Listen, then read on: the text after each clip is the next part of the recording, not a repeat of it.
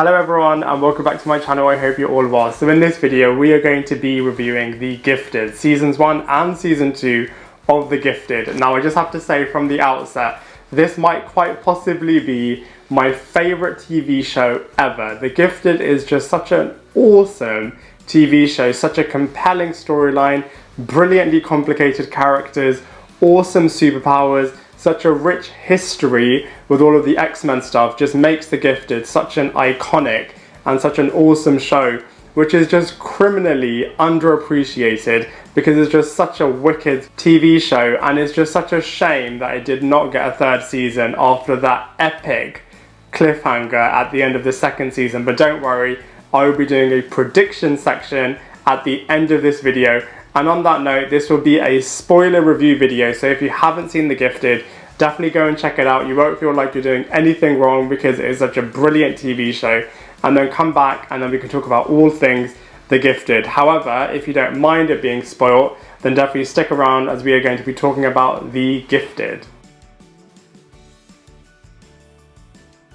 Now, the storyline of The Gifted takes place in the X-Men universe after Last Stand, but before Logan, so in that period of time. And in The Gifted, all of the X-Men and all of the Brotherhood have passed away, so the remaining mutants now need to live in a world where humans fear and hate them. So it's very classic X-Men storytelling. You then later find out that John, aka Thunderbird, was specifically asked by the X-Men to continue their work by setting up the Mutant Underground, which can be a safe haven for mutants to be protected, and they can kind of carry on the mission of the X-Men, which is to get tolerance and kind of equality between mutants and humans. You then obviously have mutant type characters that would have a very different opinion, which is that of the Brotherhood, which is where mutants should be superior and humans should be underneath them, and kind of all of these different kind of fractions and different groups. It is interesting / frustrating that none of the X-Men and none of the Brotherhood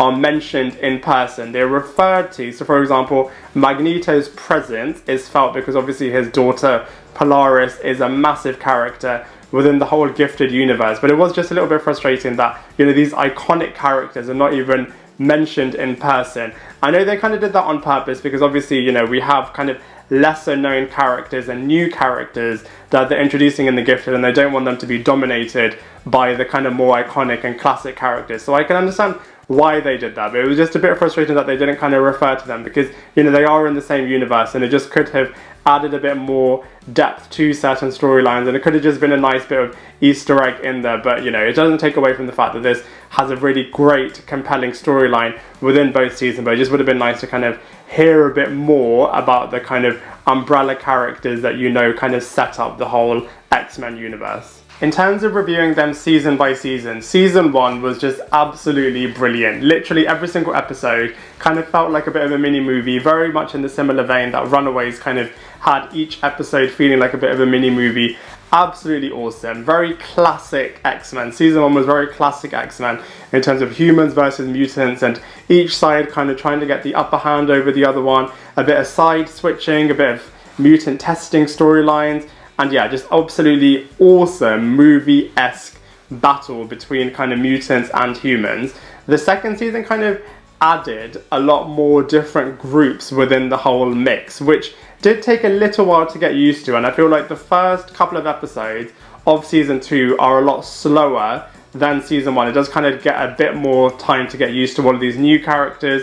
And that's actually one of the really good things about The Gifted, which is that each character, you really do get to know them inside out, because the history that they kind of put into all of these characters is just absolutely brilliant. So each episode is kind of dedicated to at least one character that you really get to understand a lot more about their backstory, which just means that the overall story is just really, really cool. But anyway, back to season 2. There's kind of 6 groups, I would say. There's like the general humans group, the general mutants group, you have the Mutant Underground, which is the main characters kind of trying to get tolerance and equality. You have the Inner Circle that are kind of like the Brotherhood and just kind of want to have the mutant uprising and taking over the whole mutant world with the Inner Circle group. You then have Morlocks, which live underground, just kind of want to kind of keep themselves to themselves and just live in peace and harmony within their own little world.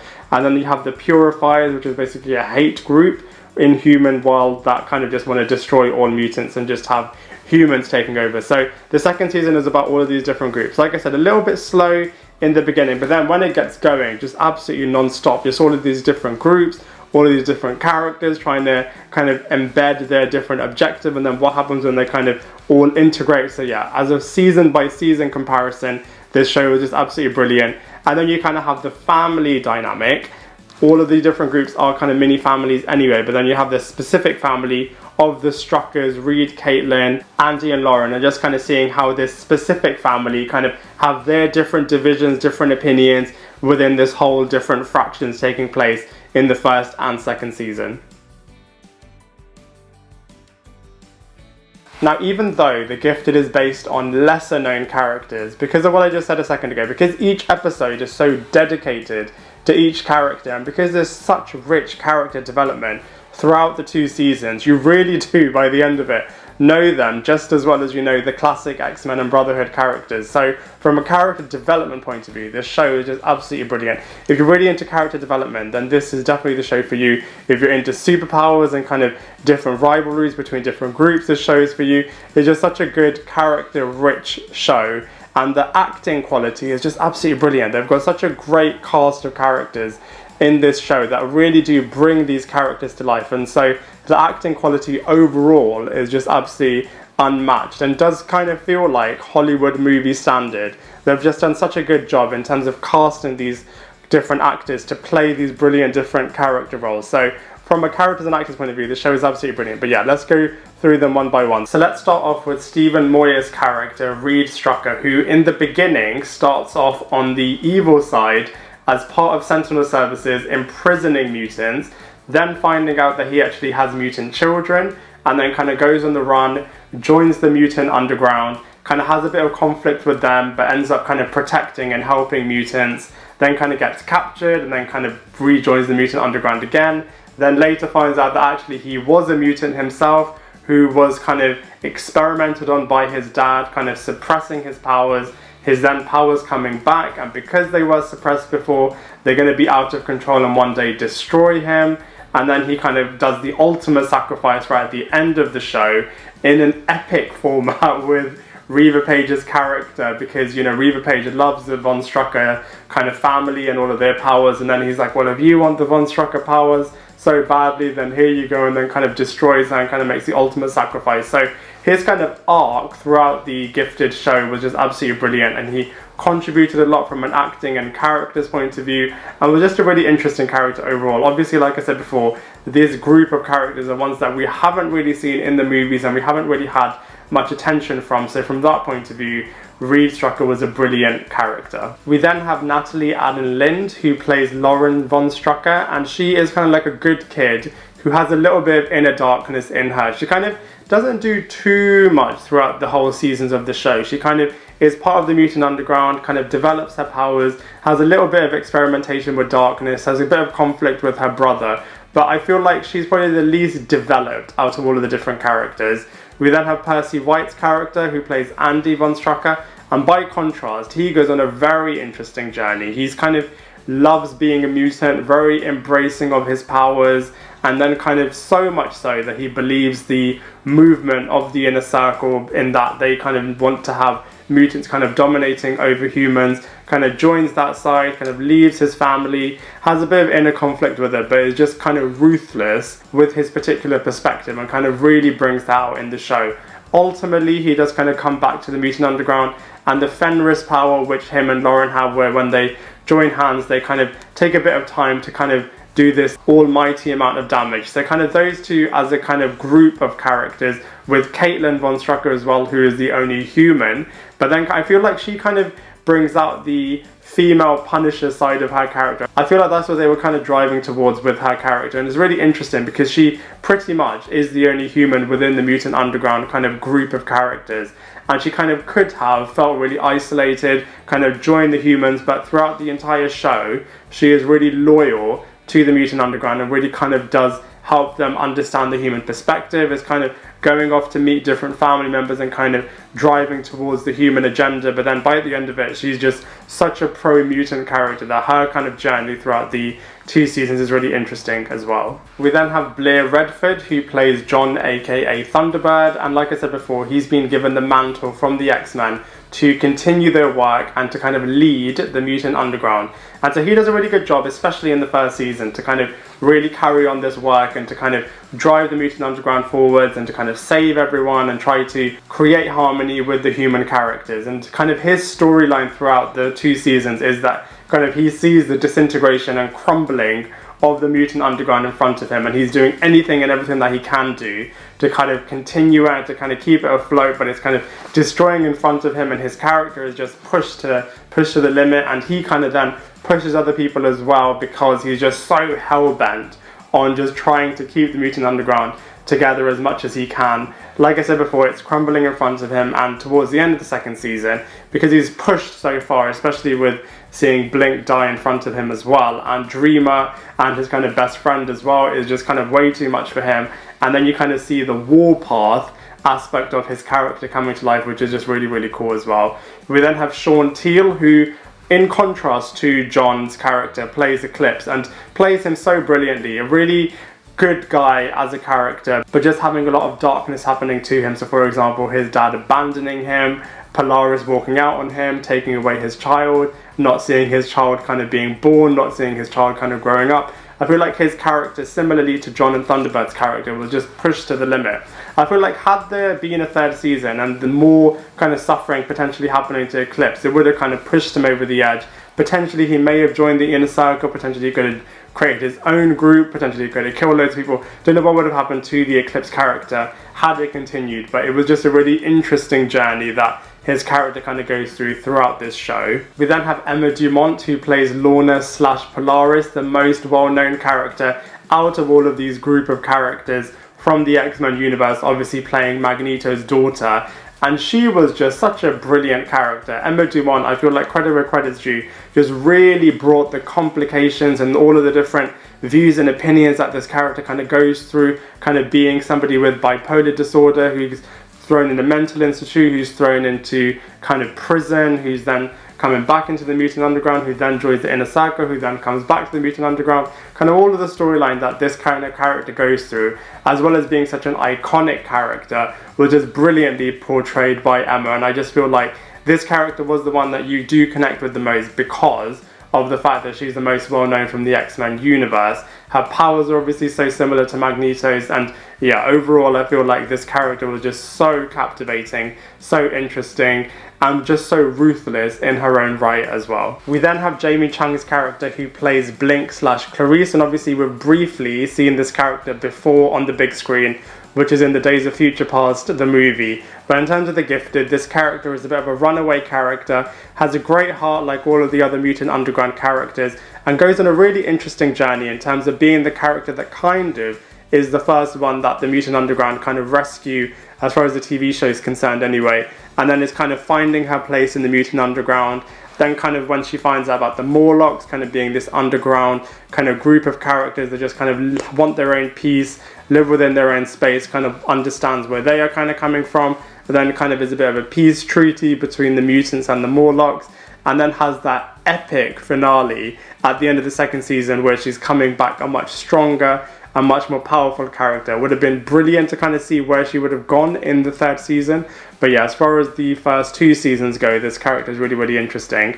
We then have Skylar Samuels, who arguably plays the best character in The Gifted, which is the triplets, the 3-in-1, the Frost sisters, the reinvigorated versions of Emma Frost, who are able to be telepaths and kind of control people. And just the fact that they're triplets was just super interesting in and of themselves. Just a really nice gimmicky part of their kind of character and roster within The Gifted. But then what they did with the 2nd season is just kind of give each sister kind of different individual perspectives, and then kind of Esme, who's kind of been part of the Mutant Underground, kind of having a bit more sympathy with those different groups of characters. Just such a brilliant group of different characters, and how they were originally 5 of them, and then 2 of them died, and then there were 3 of them. So yeah, just a really interesting kind of back-rich history, like with all these other different characters. And just, I hope if they do ever bring the 3-in-1, the Frost sisters, to the MCU world, I hope that they bring Skylar Samuels along with them, because she played all these different characters really, really well. And that kind of goes for all of the different cast members of this show. If they do ever transition into the MCU, then I hope they do kind of bring these actors along with them, because they just brought these characters to life so brilliantly. We then have Grace Burns, the absolute ruthless leader of the Inner Circle, Reva Page.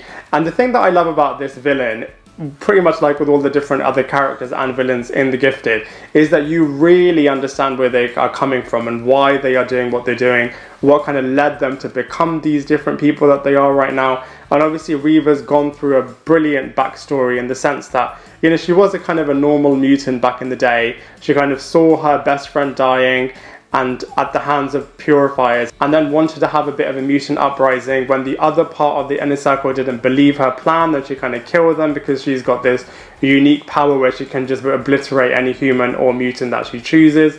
And then just is such a ruthless character, and just has her kind of one-track mind, is kind of unemotional, has trained herself to be unemotional, is now training the other Inner Circle characters to be like this as well. So such a formidable force, just brilliantly portrayed by the actress. We then have Kobe Bell, who plays Jace Turner, the other kind of villain from the human point of view that kind of originally led the Sentinel Services characters, and then led the Purifiers, who are the mutant hate group. And similarly to Reva, you just really understand where this character is coming from. Obviously, he lost his daughter to the big event that happened where all of the mutants and Brotherhood and humans kind of lost their life in this big cataclysmic event. You don't really find out what that is.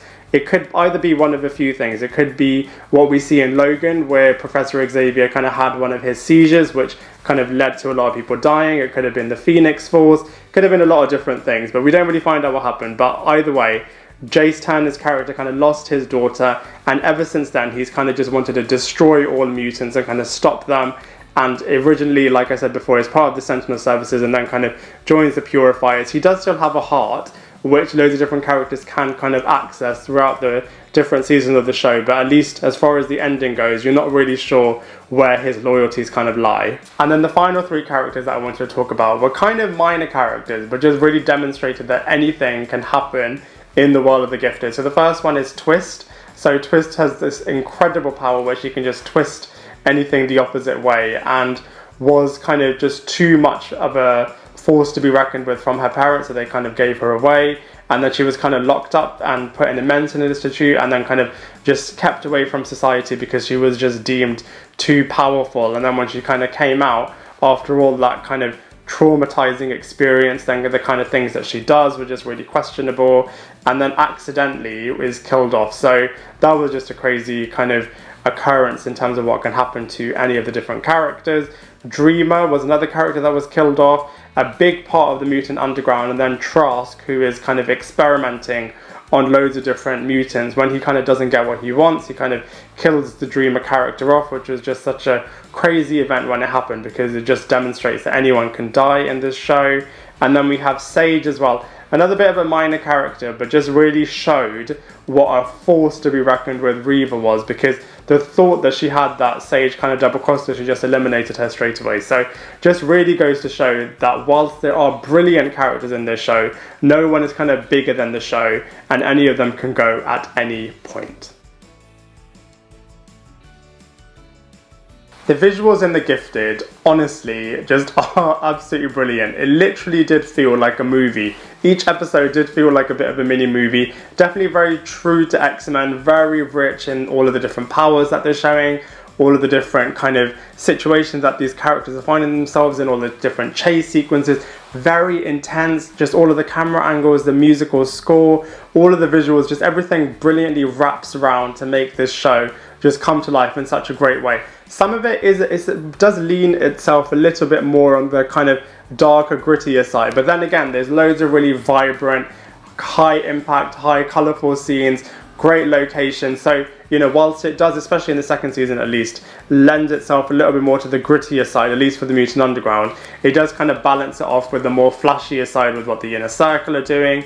When kind of Caitlin's character goes to see the different human characters, that's kind of a lot more lifelike as well. So yeah, just overall from a visuals point of view, The Gifted really just does come alive and is just a brilliant watch to watch from start to finish, as it really does feel like a movie in each and every single episode.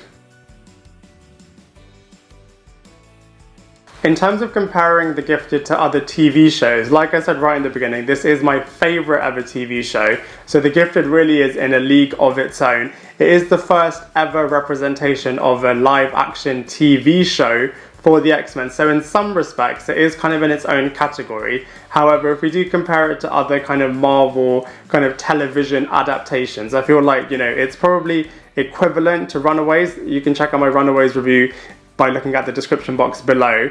And yeah, I just feel like, you know, from that point of view, it is very equal to Marvel's Runaways, so much better than Cloak and Dagger. This show is just miles ahead of Cloak and Dagger. I feel also The Gifted is miles ahead in terms of the other Marvel representations of TV shows, such as Daredevil, such as The Defenders, all of the other kind of representations of TV shows from the Marvel world, and in particular, especially so much better than the DC representation, so much better than all of the Arrowverse shows, so much better than Titans. Just The Gifted is just a brilliant, brilliant TV show. If we are to compare it to something X-Men orientated, then I would equally say it's equivalent to the X-Men the animated series, X-Men Evolution, which is like an episodic representation of the different X-Men characters. But yeah, like I said, The Gifted really is in its own league.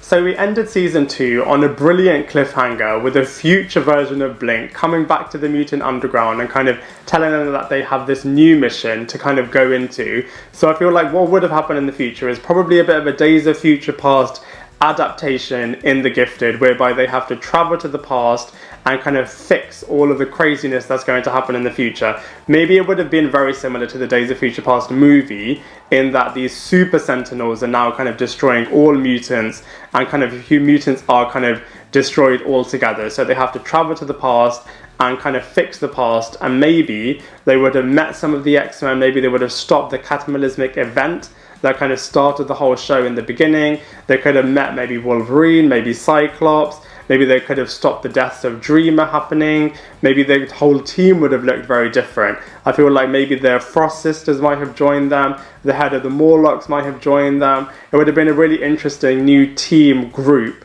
And maybe Andy and Lauren would be kind of leading the different groups as well. And I feel like because Jeff Loeb was an executive producer for this show, he would have definitely had a crossover with one of his other shows as well. So in a similar way to how we saw Cloak and Dagger appearing in Marvel's Runaways, maybe the Runaways would have featured in The Gifted as well. So it just could have been such a brilliant third season.